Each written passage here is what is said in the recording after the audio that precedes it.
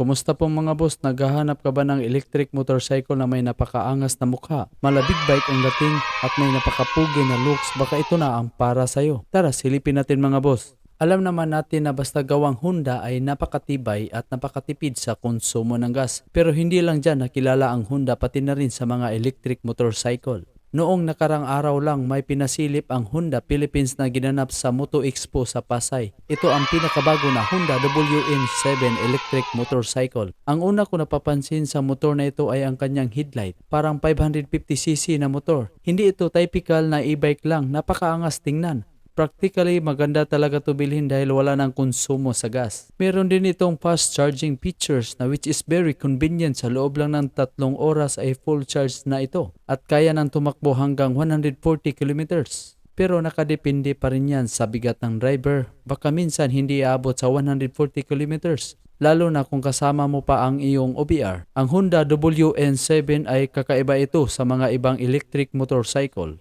Dahil kaya itong mag-top speed ng 129 kilometers per hour. Napakabilis na nito pero medyo pricey lang. Mapapabili ka naman talaga sa Honda WN7. Ikaw ba naman ang may pinakagwapong electric motorcycle at hindi ka pa gagasto sa gas?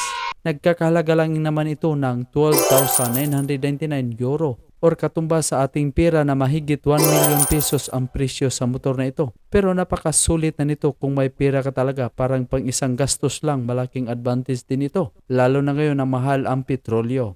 Pero kung hindi pa afford ito, ay makontento lang muna tayo sa Hyper Underbone mga boss. Naka built-in drive na pala ito kasi gusto ni Honda na direct power delivery and smoothness. At the back naka single swing arm or kaya napaka-sporty na tingnan nito. Meron din itong 4 na ride modes mga boss. Una, Econ, pangalawa, Rain, pangatlo, Standard, at ang pang-apat ay Sports mode. Kung ilalabas na ito sa Pilipinas mga boss, bibili ka ba sa Honda WN7? Kung nagustuhan mo ang ganitong uri ng review ay panoorin mo ang next video na nasa screen mga boss.